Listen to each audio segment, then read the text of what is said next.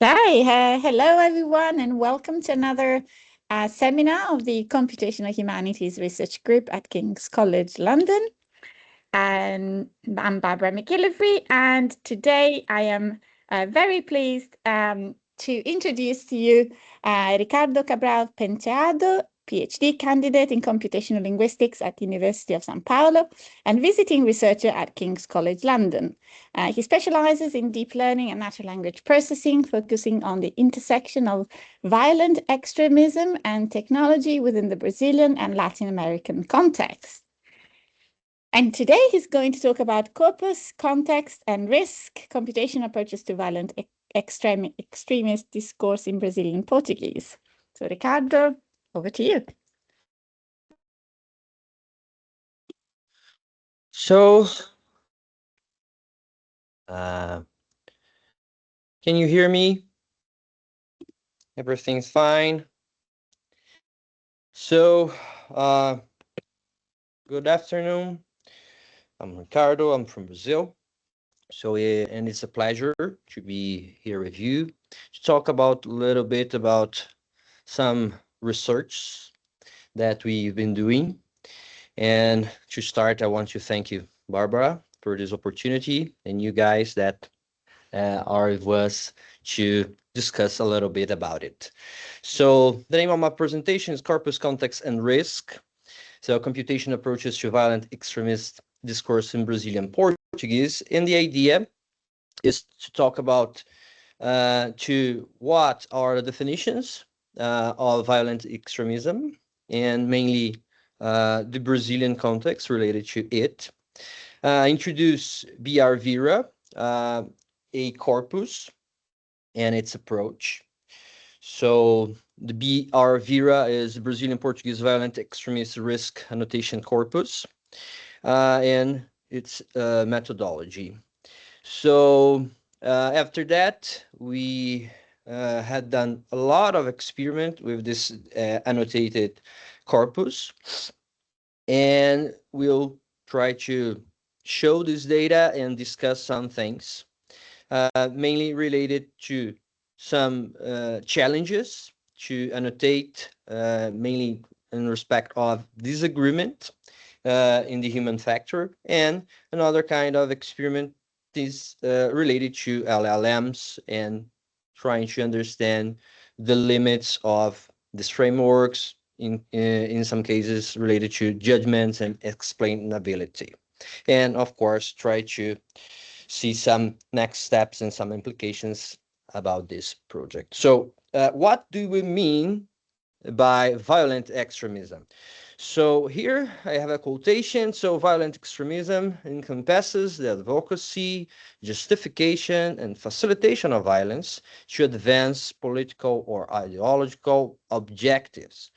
So it operates across a spectrum from the symbolic normalization of harm to direct incitement and operational planning, and frequently precedes rather than coincides with acts of physical violence. So the idea mainly in this case is trying to understand that extremism is not merely a security problem, but it is a communicative and discursive phenomenon. Violence is often normalized before it is enacted. So here I bring here a kind of image trying to put some scenarios, mainly related to the online spaces, to this process from online spaces to offline world.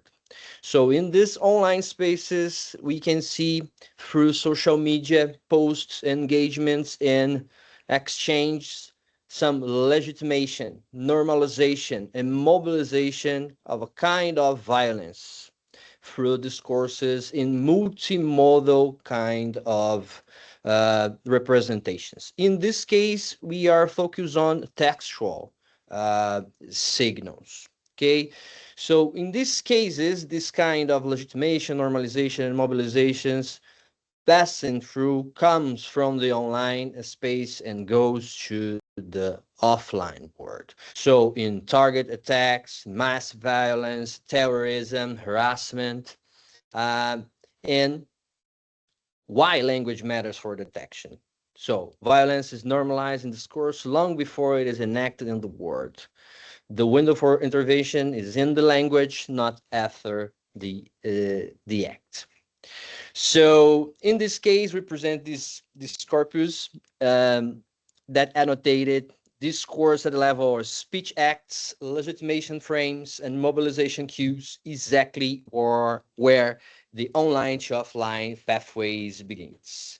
So, and why Brazil? Firstly, because I am from Brazil and I'm very interested in this case. But unfortunately, we have faced a lot of these offline kind of cases, offline crimes, mainly planned um, in these online spaces. So this important theme through this discussion is online radicalization, how a person could be radicalized through this normalization of violence through discourses.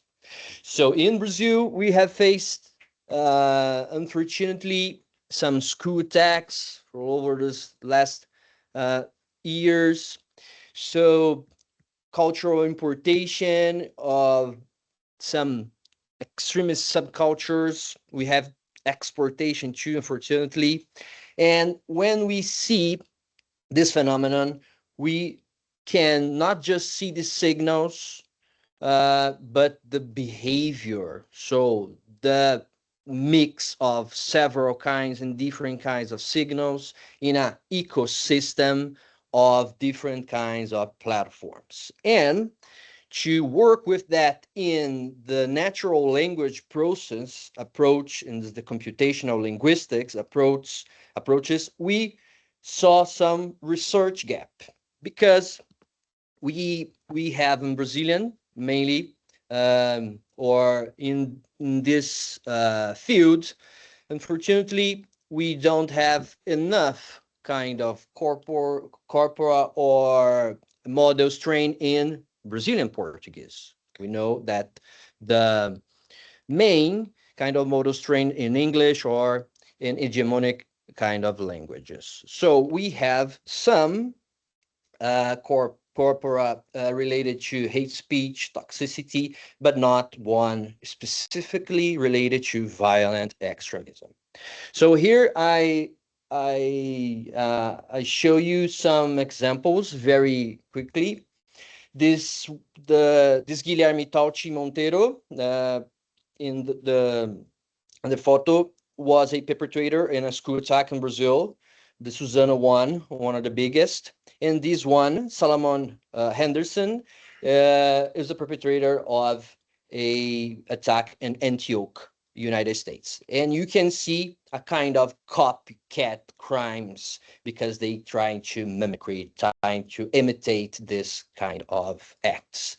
So through multimodal kind of ways. Here we have seen some Nazi propaganda spread by some transnational actions through Brazil and all over the world. This example is related to a kind of music, this National Socialist black metal.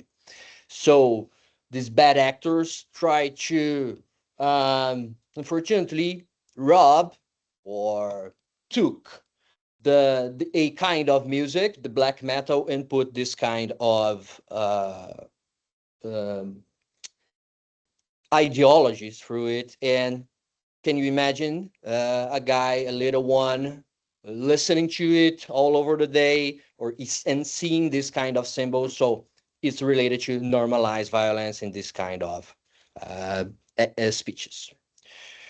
Okay. Another phenomenon is related to some kind of this kind of pictures could be a little bit disturbed. I'm sorry about it, but unfortunately, it's a problem that we have faced. Here we have what we call a phenomenon that it's for the big techs as or the social media as gateways to private and very small groups that when we can see sextortion, grooming, and all kinds of bad things with these malicious actors. I put attention in this word, plaquinha, is like a nameplate.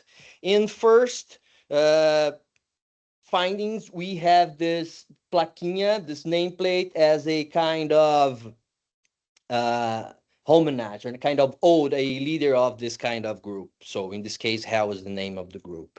But it evolved into, unfortunately, CSAM, so child pornography kind of material circulated in the. So the plaquinha is like in Brazil, first this kind of ode, and after that it's kind of synonym to nude pics or pornography. In this case, we can see some these guys selling it. So after this introduction, let's talk about the corpus. The Brazilian Violent Extremist Research Archive, in this case, BR Vera, we have almost 2,000 annotated segments in Brazilian Portuguese, annotators with 3 annotators per segment. So, with that, how this corpus were created or curated. So we selected a bunch of material in Brazilian Portuguese from this repository that is based here at King's College, London. The project is called Repository of Extremist Aligned Documents. Firstly, it was a project financed by the Canadian government and created by the scholars and academics of King's College. And here we have the works that the humanities produce all over these years. So over 2030 and 300 extremist primary source documents. So we select, segment, annotate, and create our corpus. So the annotation framework was based in a severity scale. We try to, in another phase of this project, BR Vera is a part of my PhD whole project called BR Eco. It's like a framework, and this corpus is one piece of that. And in this case, this corpus was annotated in these 3 labels: non-extremist, so non-normalization or legitimization of violence. 1, implicit violent extremism. Violence is indirectly justified, aestheticized, or normalized. And 2, explicit violent extremism, so direct threats, incitement, instruction, or operational guidance. So in this case, we don't have at least a kind of balance corpus because we wanted to annotate it in what we see here. So, and you can imagine the big problem of that is the gray zone between what is implicit and what is explicit. Okay, so beyond classification, for each segment, annotators identify multiple dimensions of extremist discourse, trying to explain their decision and put this kind of label. So beyond severity level 0, 1, 2, speech act type, target structure, evidence spans, and confidence level. So I know that nowadays the computational linguistics has some paths and ways to work, but I am primarily from linguistics itself, and I'm trying to see in these experiments if this kind of parts of speech are important, mainly when we will work with LLMs. So this comparison is so important in this case. So after that, here we have a kind of human annotation pipeline. So recovering from read corpus, segmentation, annotation, adjudication, because we have mainly or even in the human annotation, we have some disagreement, and we have opportunity to be a abdication process to solve some problems and try to reach this gold standard corpus. Okay, and of course, as I said, the most challenging distinction in the corpus is that implicit versus explicit kind of ideas, because here we're trying to see, in some cases, these kind of documents that we used is like some manifestos from perpetrators, for example, a perpetrator of Christchurch in New Zealand that live streamed his attack in a mosque, killing more than 40 people alive. So some manifestos from Brazilian kind of perpetrators too. Some important books, some publications for terror ground, for example, that is a specific kind of terrorist organization that spreads ideas and mainly uh, how or some methods to be a extremist and plan some attacks too.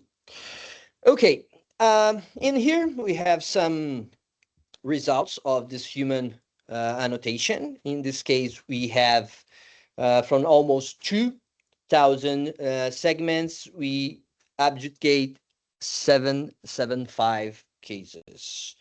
So boundary disagreements is almost 85%, and of all disagreements occur between implicit and explicit violent extremist labels. So can we imagine the in this scenario, of course, the difficulty to a machine to identify this kind of things that a human being has this or is challenging for a human being? Can you imagine for a machine? So and after that, after this uh, curation of this corpus, we did a lot of experiments. I will show some supervised kind of experiments with some transformers at the end. But in this moment, I will show some or the process of LLM annotation framework, what we did here. So we used some kind of edgy kind of or state of art in that time. Three big models, three LLMs, GPT-4o, Gemini 2.5 Pro, and Claude for Sonnet. So in control conditions, all models receive identical inputs to ensure compatibility. So same codebook, same definitions, same schema. Trying to compare after that with this gold standard corpus, or this our corpus. And here we have some results of this comparison. So we have in gold standard this these numbers, 18.1 non-extremist, 32.4% implicit kind of content, implicit extremist kind of content, and 49.5% of explicit kind of extremist content. So in comparing with these three LLMs, we have different kinds of uh, results. In this case, we can see by the numbers that OpenAI GPT-4o and Gemini 2.5 Pro has quite the same results, and Claude 4 very different one. And this is a good point to talk about. Okay, so it's not the human beings, the human annotators that had this problem with trying to understand implicit and explicit kind of content. Here we have some differences between the LLMs and human beings too. So in this case, what we have here, so uh, OpenAI has a kind of false positive risk in the sense that they put the implicit and try to push it to explicit. Gemini the same, but the Claude is the opposite one. So it's related to a false negative risk. So what was go to, it was annotated or put it labeled as one. So explicit to implicit.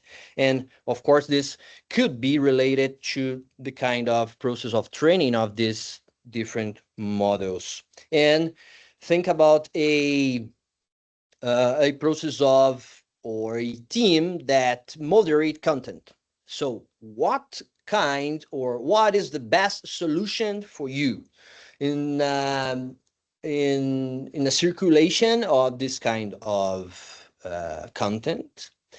In, in some cases, in some edge cases, like the eminent threat, what do you prefer? Some false positives or false negatives? So see that the problem is so challenging. Okay, here we have some divergence across LLMs too when we are talking about speech act. So do you remember that human beings, when annotated this corpus, uh, try to explain why they decided label 0, 1, or 2, and put some uh, points to explain that. And the speech act is one of that.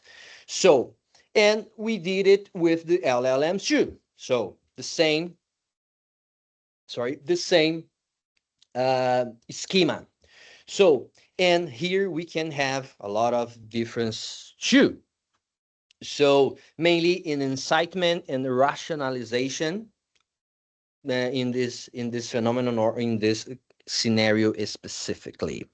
Not too much different in the other kind of uh, uh, points, but in this two a little or a key divergence that we important to see. So and here we have another result. So the discourse feature gradient by severity label. So every feature increases monotonically, validating the original annotation schema. I think this is one of the most important results, or interesting one at least, because we can see here the labels. So the grand label 0, orange label 1, and red label 2. And we can see visually that when we talk about, for example, toxicity overlap, it in the label 2 we have more, and the label 1 less, and 0 less. Okay, so it is related to we can see a kind of structure, a kind of progression of this kind of extremist discourse. So all features increase monotonically with severity, validating the annotation scheme in some sense, of course. Okay, in here we have other kinds of experiments trying not to test or experiment this kind of test with LLMs in the zero-shot method, but with supervised kind of methods. In this case, fine-tuning or fine-tuned on BR Vera, our corpus. So we can see that the BERT, based in Portuguese, in Brazilian Portuguese language, reached the two highest scores in accuracy and F1. But when we use it QWK, the kappa, mainly when we put some points in the calculation of that, so penalizing some, for example, 0 to 1 and 1 to 2, in the sense, so it's better that my model could be wrong in between 1 and 2 than 0 and 1, for example, or 0 and 2. And in this case, we have Burton Ball, but GPT 4.0 with the highest score with 0.5. So we can see a lot of experiments and a lot of work to do with this data. So, and then when humans and models disagree, so are they disagreeing about the label or about the evidence? So in this case, we could see that human annotations focus on context, situational or historical framing, ideological framing, the worldview being invoked, discursive intent, what the text is trying to accomplish. And the models frequently rely on lexical cues, specific words and phrases, surface indicators, explicit markers of violence, explicit references, direct mentions of targets or acts. Okay, and basically we work in three epistemic different regimes. So proceduralized violence, implicit, explicit boundary in strategic organizational endorsement. So thinking in strong agreement between humans and models, clear operational language or high disagreement, ambiguous framing, aestheticization, ideological signaling, and frequent underdetection by models, subtle institution, legitimation of violence. So in this sense, it's very important to see how different and how challenged this kind of task is, and the necessity, the human in the loop always, because we have faced this kind of phenomenon and we have, in some sense, to create some frameworks to study, to understand, and try to create some tools to identify and try to stop this kind of things. But it's so difficult to a human, to machines, discuss this, identify this, because when we think in where these discourses are produced and circulated is the big techs, social platforms. So can you imagine the size of the model that they use to filter all kind of messages every day, billions of interactions per second or per minute or so on. So it has to be very simple and very powerful.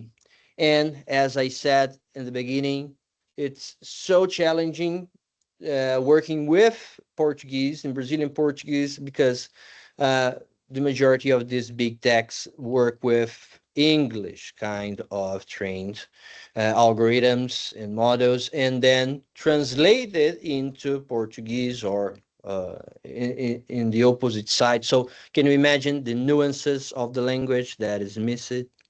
Um, can you imagine how does big actors, or sorry, these bad actors, these malicious actors act they in a daily basis? Because we can understand that these guys uh, they want work in a process of two different and very important variables. So authenticity of their content and impact of their content. In this sense, in a big platform, I can reach a very big impact and a very big audience, but the authenticity cannot be so high because we have moderating kind of process, and you cannot be a Nazi. You cannot be post like bad things on the internet in these cases. So these guys go to another kind of platform, so cringe, or fringe platform, sorry, so small ones. And to do it, to stay reaching this big audience, they have to adapt their content. So doing that, they use algo speak, they use code language, they use dog whistles, and so on. And to identify this just in signals is so difficult. Because of that, we have to think about more generally in trying to understand and find some behaviors. So here we have from model behavior to platform governance. So thinking about technical and governance challenges in this case. So in this sense, so model choice is not neutral. For example, as I said, what kind of metrics we will see in this model: false positive ones or false negative ones. So in a false positive, for example, you can put this person, this profile, in a sense of more radicalized acts. So these platforms are censored me. I did not do anything. I will be more violent, and so on. And false negative. So you could pass through a imminent track, and it could be very dangerous for offline world environment. So in this case, of course, one just metric is not enough. And this explainability matters as much as classification. So models producing the same severity label may be doing so for incompatible reasons. One seeing incitement, another seeing rationalization. Inconsistent audit trails undermine accountability and high stakes moderation decisions. So in the platform level, in low base rate events, for example, extremist incidents are rate but high impact, so making statistical detection challenging and prone to false positives. And context-dependent harms, the meaning and intent of extremist content rely on subtle cultural, linguistic, and subcultural cues that surface-level analysis cannot capture. So, of course, multilingual environments. Scaling detection across diverse languages requires resources and evaluation frameworks built for each linguistic context, not translated proxies. It's very common. I showed the image of those two perpetrators. So the second one cited the manifesto of the first one in his manifesto. So but it is in Portuguese, and this guy was American. So in this word, it's kind of multilingual, so common, and the language is not a barrier anymore. So, and of course, the problem of evolving subcultures in this field, we have a big problem called COM network is like a decentralized bunch of different kinds of subcultures, all related to different kind of crimes. As I said, sextortion, grooming, and so on, so forth. So, and to finish this first part and open to questions and answers, more questions than answers, I think, at this moment. But uh, we can see the linguistic complexity of this phenomenon. So, extremist discourse is inherently nuanced, require deep contextual understanding, and how we can discuss it, create some tools, train our models with this phenomenon.